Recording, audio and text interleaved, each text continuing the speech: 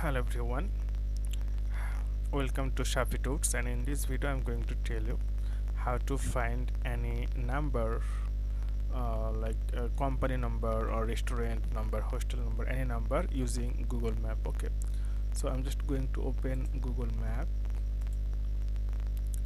So you can see this is the Google Map. I'm just make it satellite.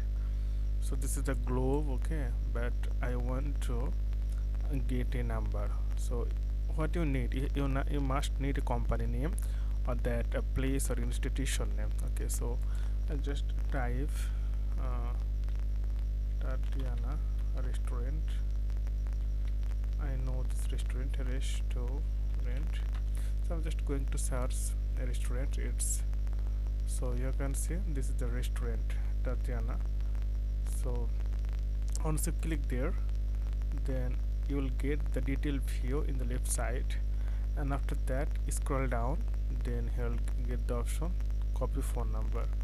So this is the phone number, you can copy, then you can use wherever you want. So it's really easy, friend. Okay friend, I hope this video is helpful for you. So today's no more, and thank you for watching.